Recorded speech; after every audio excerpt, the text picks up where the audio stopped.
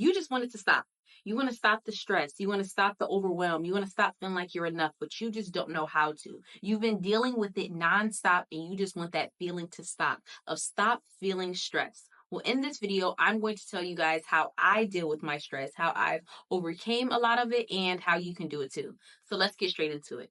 So why do we feel stressed? Stress comes from the lack of control. It's basically our minds being scared. Our minds are like, I cannot control this situation. I do not know what's going to happen. And so we feel an emotion of stress, right? Stress is essentially emotion that is caused by an outside thing. And so when we feel that emotion, in the moment, it starts our heart racing. It starts us to be hyper focused. If you think about it, when you're stressed about something, let's say you're stressed about how are your bills going to get paid, right? If you're stressed about how your bills are going to get paid, you're hyperly focusing on that thing. So you're not worried about going to the gym. You're not worried about doing new habits because you're like, I need to focus on this thing. Now, let's say if you have a health scare, you still could be behind on your rent, but now what's more important? Your health. So now you're hyper focusing and your brain is literally only focusing on this thing that somebody may tell you, hey, you remember you 2 months late in your rent. You're like, oh, I forgot about that because you're stressing over something else. So essentially, stress comes from a lack of control. Now, there are two kinds of stress. There's healthy stress and there's unhealthy stress. So, unhealthy stress usually keeps us stagnant and keeps us still, and healthy stress actually helps us progress in life, and that means our life is essentially getting better. So, healthy stress is something like you're starting a new job, right? You're starting a new job, and you're like, oh, I have to get new clothes, or oh, is my new boss gonna like me, or oh, what are some of the responsibilities? And is the environment gonna be good. You want to start a business. Oh, are people going to buy my products? I have to create a website. I have to do this. I have to do that. There's a certain level of stress that you're under, but the stress is coming from your life progressing. You're doing things. Now, the unhealthy stress is when you hyper fixate on something and it keeps you stagnant. It keeps you in that one place. So, like I mentioned before, if it's a stress of paying your bills, a lot of people actually do this when it comes to like health and wellness, when it comes to getting our bodies together, right? We stress so much over being perfect and getting everything aligned that we ultimately end up doing nothing. Because it is something as simple as you just going to the gym and going on the treadmill. It can be something as simple as you taking a walk around your block. But what you stress over is, oh, am I going to eat enough protein? Oh, am I going to have something workout clothes? Oh, am I going to? And so you stress over all these other things to the point where it keeps you stagnant. So that's the difference between healthy and unhealthy growth. Healthy growth usually means you're moving and it progresses your life, and unhealthy growth keeps you basically where you are. It keeps you stagnant, and eventually that means your life probably goes down. And so in life, it's not about getting completely rid of stress. It's about trying to prioritize to have more healthy stress than having unhealthy stress, because unhealthy stress is what causes us a lot of time to be sad, depression, and that's usually what a lot of people feel more so. And that's why they don't like the feeling of stress, because it's usually for a negative thing. Now, the problem comes because some individuals actually crave stress. So it often happens to individuals who had maybe traumatic upbringings or maybe unstable upbringings, or a lot of times in their childhood, they dealt with stress. So stress is an emotion, but it actually is a chemical released inside of your body that does something that a lot of times make your heart race, right? And you may not necessarily feel it because you're used to it for some people, but it's actually releasing chemicals inside of your body. And that's why you're hyper focused on things. Now, the problem comes if you've been dealing with that since a child, because you start to crave it because stress makes you feel alive. For some people, they're so used to being in stressed environments. For some people, they're so used to not feeling any kind of certainty that they're used to that heart racing. They're used to that oh my god, what's gonna happen? Okay, this, okay, that if they don't experience that, they actually think life is boring, and sometimes it makes them crave stress and crave going through unhealthy stress, because without that heart racing every so often, without that uncertainty, a lot of people don't feel alive. And it's ways to go about it, but I think that's one thing I want you to realize, because I realized that about myself. I crave stress. When life was essentially good, when there wasn't anything to stress about, I often thought that was boring, or I often did things that were self-sabotaging. So I created a certain amount of stress, or I stressed over things that honestly weren't that important, and I made a mountain out of a molehill for the simple fact that my body craved it, because that's really been living off of that since a child. The stress of not knowing, the stress of feeling this way, just all those stressors. Some of us actually crave those things and we don't even realize it. But it's our body craving that momentum. It's craving that heartbeat to essentially feel like, okay, it's still us. We're still good. We're still here. We're stressing. We're good. And so here are some signs, because I know some people are like, okay, so what are some signs to know that I'm actually stressing? Or like, what are some signs I can be aware of that this is constantly happening to me, or I do crave stress? One sign is your inner critic talking junk. We all have an inner critic inside of ourselves, right? And it'll say things to us and it'll say things about us. And so if your inner critic is talking junk, that means you're probably stressing over something, right? So if your inner critic is saying things such as, oh, you probably shouldn't do that thing, or oh, these people are going to say this about you, or that wouldn't look good on you, or you look fat, or you look ugly, or things of that sort, that probably means that you are starting to stress, because it's going to cause a negative emotion. I say that to say that does not mean the inner critic is always going to go away, right? We're always going to kind of, especially when you're starting something new, have a little bit of imposter syndrome. We feel like an imposter when we're, starting a new job because we've never had that title before. We feel like an imposter when we're starting a new journey because we've never done that before. So there is a certain level of inner critic that's going to question, but I think there's a different level of questioning and then actually being mean. And a lot of times we are actually mean to ourselves. And one thing I've kind of used to not bypass that, but help calm that down is this method I've talked about before: spot, stop, swatch. So when I say mean things to myself, a lot of us say it. I'm calling myself, I'm like, oh, you're so dumb. Like, why would you say that? Or why would you think that? Now I've got to the point where I spot it first. I spot myself talking bad to myself, spot it in its tracks, stop it as soon as I can, and swatch it with something else. And I often now tell myself, you just didn't know. And a lot of times that's just what it is. You just don't know something, or you just aren't aware of something, but we tell ourselves we're dumb and all these other things, and we're so mean to ourselves. And so it's getting yourself used to not talking bad to yourself. And another reason why a lot of us, our inner critics, are so bad is because we gossip so much. Gossiping is another sign of stress. And the reason why I say it's a sign of stress is because your inner critic is now projecting on someone else. This is not one of my brightest, moments. This is not one of my, moments I necessarily would like to share, but I just want to be honest with y'all.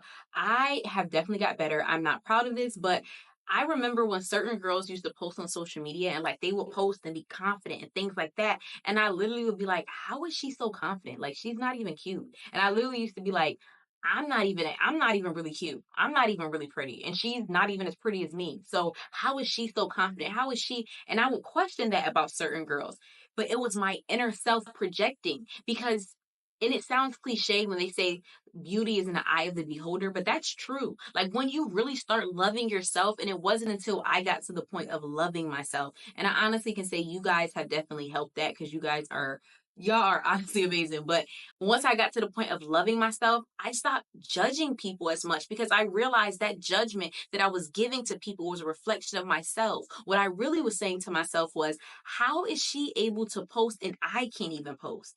It wasn't a matter of how that individual looked. It wasn't a matter of how much she loved herself and she didn't care about other people. And that was great. It was me judging because I was going through things eternally. I was stressing over how I looked. I was stressing over, something about my face or something about my body. And when somebody else I assumed should be going through that same thing was free and was open, I was a critic for it and I judged it. And that's why I say gossiping is usually a sign of stress. It's not saying I'm not perfect now. You're not perfect. I'm not saying sometimes you see something you like, oh, that's different, or that's, we love saying better you than me, right? Like, couldn't be me. Sometimes it is like that. Like, sometimes I might see somebody with some bright pink hair and I'm like, better her than me. Like, I personally wouldn't do that. But it's a different thing when you're literally always judging people and you know the difference for yourself. Like, I've noticed that I've turned down my gossiping. I've turned down my judgment of people because this is everybody's first time at this thing called life, and it's our last time. And it's so easy to cast judgment on other people because they're putting themselves out there. It's so easy to judge individuals because they're living the life that they want to live. Yes, that's not what you would do because you're not them. And the same thing, you might do some things that they would be like, oh, that's crazy. Oh, I wouldn't do that. So I say that to say a lot of times when we are gossiping is a reflection of ourselves. It's the stress that we have inside of ourselves. So that's another way to pinpoint that you're stressing. And another one as well is when it comes to complaining. I was a big complainer. I've talked about this before, but complaining is another sign of stress. Don't get me wrong. Sometimes things may annoy you. Sometimes things may happen, but you really need to tally, like figure out, literally tally how many times do you complain a day, because a lot of times that means you're causing a stress for yourself. Like I said, some people crave it and you stress over so many things, you complain over so many things because like I said, stress comes from a lack of control, right? You are complaining about something. A lot of times you can't control this thing. What is you getting mad in because it's traffic outside gonna do? You stressing over traffic. You're already in traffic. What's gonna be different? You in line at Chipotle and it's a long line and you complaining. Like you complain over so many things that you can't control. And so it's like if you were just to accept things for what they were and just say, you know what, I'm in this moment. You know what? It's nothing I can do. I feel like it will give a lot of people less stress in their life, and it makes you notice how much you crave it sometimes when you are a complainer and you try to stop. You be like, whoa, I really do crave stress. I really am craving complaining and craving to have a problem with something. And one of the final things I want to talk about when figuring out, do you crave stress or are you possibly stressing, is doom scrolling on your phone. So that's when you are scrolling. And that usually, don't get me wrong, we do have shorter attention spans. I can't acknowledge that. But it also usually is you looking for something. A lot of times we don't realize, I should say, our brains are constantly looking for things. And so a long time ago, we used to have something called night watchers, right? Or just watchers. They were individuals, and this was in the Stone Ages, that will watch out for anything going on to make sure that, we were safe while everybody else slept. This individual watched. Now, essentially, we do not have those watchers anymore. So we are our own watchers. So a lot of times we don't notice the reason why we crave clickbait, the reason why we, bad news gets more attention than good news is because there's something wired in our brains that are constantly looking for bad things subconsciously to try to keep us safe, i.e., looking for stress. And so, a lot of times, too, when you find yourself doom scrolling, just scrolling, stop. Because that is a sign that one, you are building up a certain level of amounts of stress. And then also, that is a sign that you're just looking for something to be mad about. You're just looking for something to annoy you. You're just looking for something to essentially give you a feeling. And a lot of times, that means you probably aren't giving yourself that feeling in life. When we aren't going towards anything, when we aren't having a schedule in which it's actually fulfilling, it's so easy for us to be on our phones all day, every day, and not essentially not do anything because we aren't fulfilled enough in our life. So that's something I definitely recommend is when you notice that in the moment, like I said, with that same technique I gave you guys, spot it, stop it, and swatch it out for something else.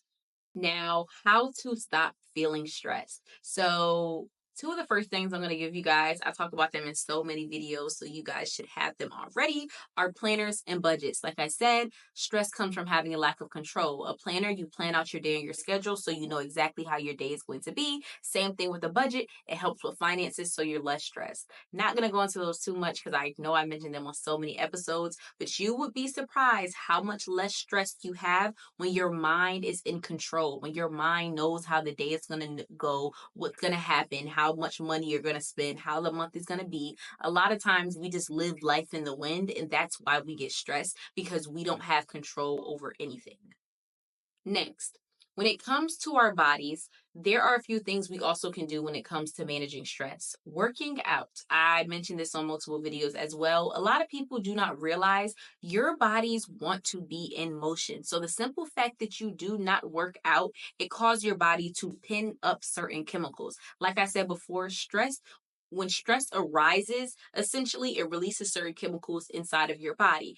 The same thing happens when you do not release certain chemicals inside of your body. It causes a sense of stress, and it causes sometimes a sense of urgency for things that aren't that urgent, because your body isn't able to essentially let out certain chemicals, if that makes certain sense. Your body isn't in a balance. Working out, it may not seem like a direct correlation to stress, but if you understand that stress is literally triggered by your body, like it's an emotion we feel, yes, right in the moment you feel sad, you feel scared, you feel this, but that emotion is literally caused by chemicals being released in your body, right? You wouldn't choose to always cry. You wouldn't choose always to be frustrated. You're frustrated, you're crying, you feel these certain emotions because certain chemicals in your body are being released that are essentially making you feel that way.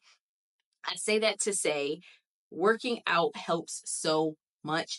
It helps with brain fog. It helps with essentially you thinking better. And it's one of those things that it sounds like hoopla. It sounds so generic unless you do it. But I promise you, once you start doing it consistently, you notice a difference because now your body is getting to a certain baseline of being normal. A lot of times when people do not work out, your body is stiff, your body is crunched, your body is just essentially not working well. You get what I'm saying? It's kind of like a car who just been sitting on a lot.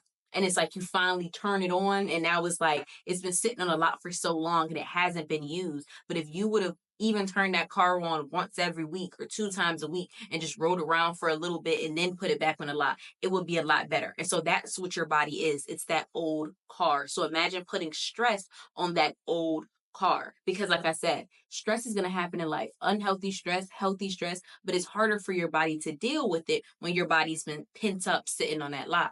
Another thing, getting quality sleep. Like I said, that does go hand in hand with helping your body release certain chemicals and essentially helping your body think better. A lot of times, if you have not gotten a good quality amount of sleep, you can be irritable, you can be annoyed, and that also causes you to be more stressed out from things that essentially wouldn't stress you out before. So, yes, certain things may annoy us. Yes, certain things may bother us, but they might not give us that certain level of stress that we feel if our body, like I said, had that baseline. And for a lot of people, you haven't been getting a certain amount of sleep for a long time. So you think that's you. You think that's normal, right?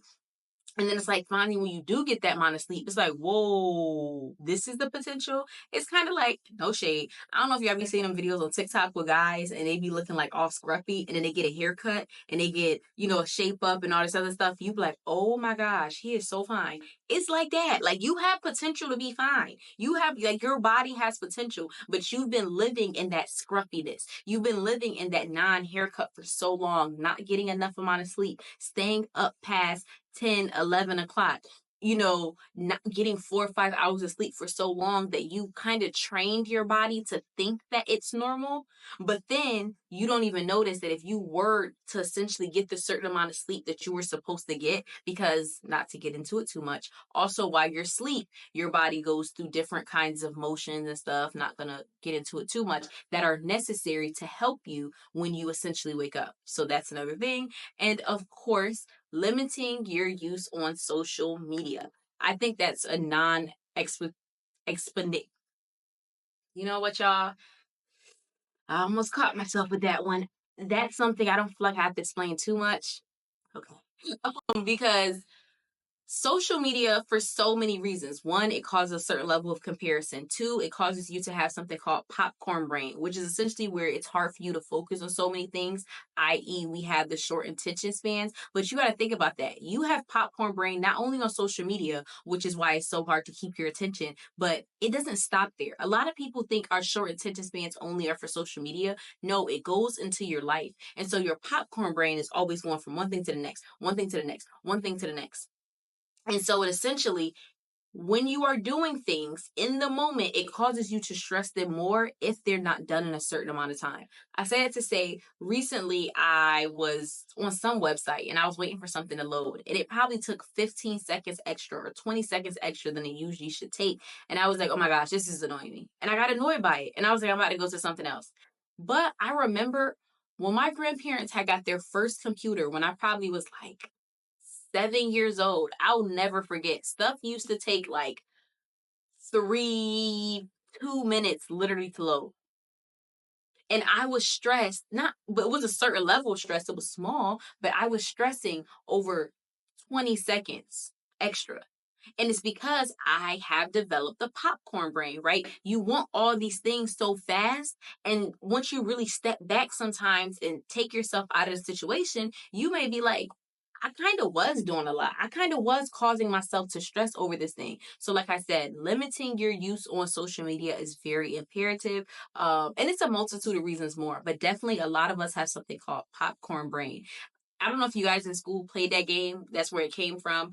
Well, probably also because popcorn pop fast. But if y'all play the game in school, we like popcorn, popcorn. When you read, you gotta hurry up and go to somebody else, and then you gotta keep going, keep going, keep going. That's essentially what our brains are doing. They're constantly want to go to something else, want to go to something else, want to go to something else. And so we stress so much when it comes to even achieving goals because we're like, oh my gosh, why am I not seeing my body look different? I went to the gym for a week. Oh my gosh, why is my business not making any money? I created my website 2 weeks ago because we have popcorn brains with everything because a lot of times it stems from social media. So it causes us to stress things that we probably shouldn't stress.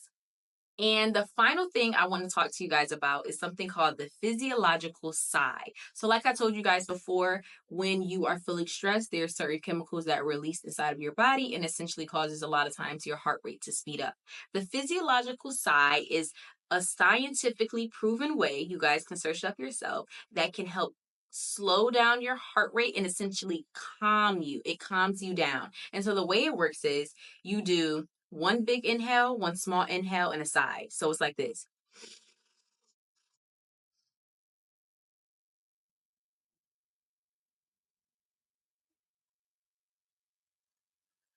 And so, sorry, a little. So the second one, as you see, you have to kind of get it in there. So some of you guys may try to practice it. And honestly, I kind of do feel a difference in a moment. It's not no hoop like me being fake or whatever, but I can honestly say I'm not stressing right now. So, of course, I'm not really going to feel it too much. It's really to help you during the moment, right? Don't get me wrong. Planners are good, limiting social media use, working out. But sometimes in the moment, you don't have those things to do or you need something right now. So, the physiological side is a way to get your body to essentially calm down at a good rate. And you can do that multiple times. Do it once, twice, 3, 4, 5 times, essentially until you feel like your body is at a rate in which you feel like, okay, I'm a lot calmer. It's also really good to do that before you go to sleep, to help with your quality of sleep, to help calm you before you go to sleep. Because a lot of y'all be on your phones before you go to sleep and you don't realize how it's very hard for your brain to stop moving from detecting all of those lights all the time. And then you be like, all right, I'm gonna just stop texting him and then go to sleep. And your body's like, no, wait, we still moving, we still shaking, and you expect yourself to get a good quality sleep. And that's not gonna happen. So I definitely recommend to do the physiological side. Like I said, it's scientifically proven. You can, search it up, but it's something to do in the moment when you just feel like you're really stressed out, when you just feel like, oh my God, oh my gosh, okay, or you're just frustrated. That could honestly be frustration. It don't even gotta be something that's scary. You're just frustrated in the moment. I would definitely, definitely, definitely recommend to do that. So thank you guys so much for watching my video. I hope you guys got something out of it. I hope you guys will use these tips. And honestly, just learn the difference between my big thing is unhealthy stress and healthy stress. It's okay to have stress. Do not feel like life is supposed to be peaches and cream. I just feel like with anything in life, it's just learning how to deal with these things. They're going to happen. They're going to be here. We can't take them away. But if we know how to combat them, if we know what causes them, if we know how to deal with them, I feel like it would just make a life a lot easier for us. So like I said, thank y'all for watching my video. Don't forget to like, comment, and subscribe. Turn on that bell so you have my post notifications so you're notified every time I release a video, which is every Monday, Wednesday, Friday. And don't forget to click below so you can sign up for my newsletter so you can join my 2024 goals group chat. You can be notified about new videos and just get all around health, wellness, glow up, level up, all that kind of content. So thank y'all so much and have a great one.